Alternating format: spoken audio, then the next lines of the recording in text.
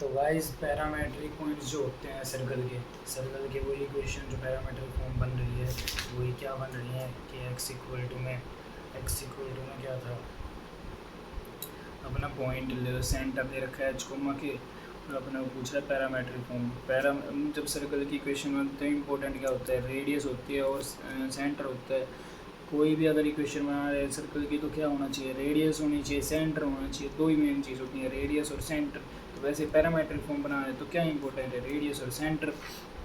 Parametric form बनाएंगे तो x को क्या लिखेंगे, h प्लस में r cos alpha, x cos alpha plus में y इक्वल में क्या होगा k प्लस में r sine alpha, r cos alpha coma r sine alpha,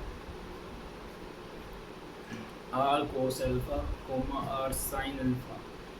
ये अपने सर्कल के पैरामेट्रिक पॉइंट्स होते हैं। ये मतलब कॉमन पॉइंट्स कह सकते हैं अपन की, ये मतलब एक जनरल पॉइंट है पूरे सर्कल में। ठीक है, तो भाई अपना यही था सर्कल का जो भी था थोड़ा बहुत यूँ समझ लो कि रिवीजन है, वन शॉट रिवीजन मान लो। ठीक है भाई, सर्कल का क्या तो वन शॉट रिवीजन मान लो, या तो मैं ऐसे सोच लो कि भाई यूँ समझ लो बेसिक क्लियर हो गया एक बार थ्योरी कि पेपर में क्वेश्चन बनेगा तो बना देंगे।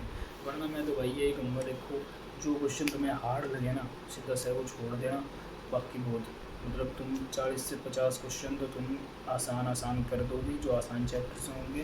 ठीक है, बाकी अगर कुछ नहीं बचे और थोड़ा टाइम मिले तो अपने जो हार्ड टॉपिक्स हैं उनके भी क्वेश्चन एक्सटर्नल सोल्व करने की कोशिश करना। जो क्वेश्चन ट्रिक्स हो जाए वो पहले में पूरा बहुत बढ़िया, जो क्वेश्चन ट्रिक्स है ना वो उसमें वो लगता है। स्टार्टिंग में अगर तुम क्वेश्चन पढ़ो तुम्हारा दिमाग कहेगी यार ये तो मतलब ट्रिक तो समझ में आ नहीं रही वैसे है, तो उसको गोला मार के रख देना, बाद में पढ़ोगे क्या पता ट्रिक समझ में आ जाए जल्दी हो जाए। ठीक है, तो लोड देने की ज़रूरत नहीं है, जितना पढ़ रखा है उतना वैल्यू गुड है। 40 30 25 समझ लो 25 से 30 क्वेश्चन ऐसे होंगे जो तुम्हें बिल्कुल हो जाएंगे मतलब हो ही जाएंगे आराम से।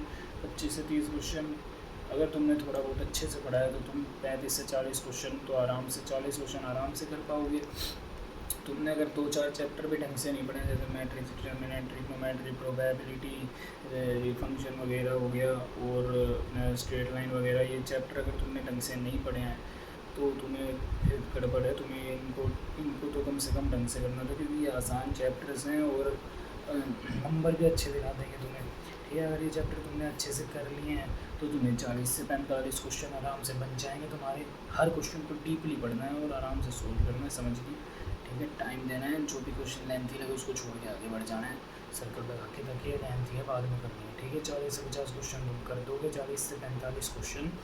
ठीक है, फिर उसके बाद में 25 क्वेश्चन तुम वैसे कर दोगे। तुमने इतनी मेहनत करी है तो 10 से 15 क्वेश्चन और बढ़ जाएंगे तुम्हारे, 10 से 15 मिनिमम बढ़ जाएंगे। तो कितने होंगे 35 क्वेश्चन है और 35 से 40 क्वेश्चन, 35 से 40 क्वेश्चन तुम ऐसे कर दोगे। फिर जो 9 क्वेश्चन उनमें भी लगा होगा तो समझ लो कि यार 45 तक तो आराम से तुम्हारे हो जाएंगे।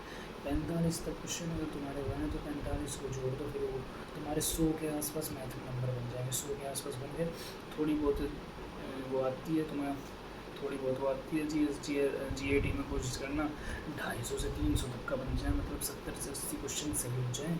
70 से 80 क्वेश्चन से बिल्कुल सही करके आने की कोशिश करना। तो GAT में फिर वो अपने 300 से 400 नंबर बन गए ना। GAT की भी मैं कोशिश करूँगा पूरी इन 4 दिनों के अंदर GAT का भी अपन ज़्यादा से ज़्यादा रिवीजन कर सकें। ठीक है, GAT की भी मैं कोशिश करूँगा कि अपन ज़्यादा से ज़्यादा रिवीजन कर सकें इन दिनों में।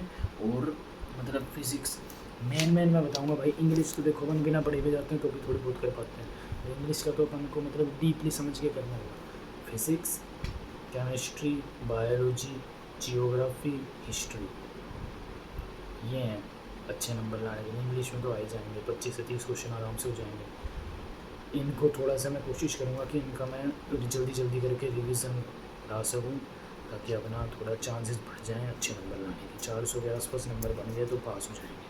ठीक है भाई, चलो तो मिलते हैं आपसे अगले चैप्टर में। चाहिए।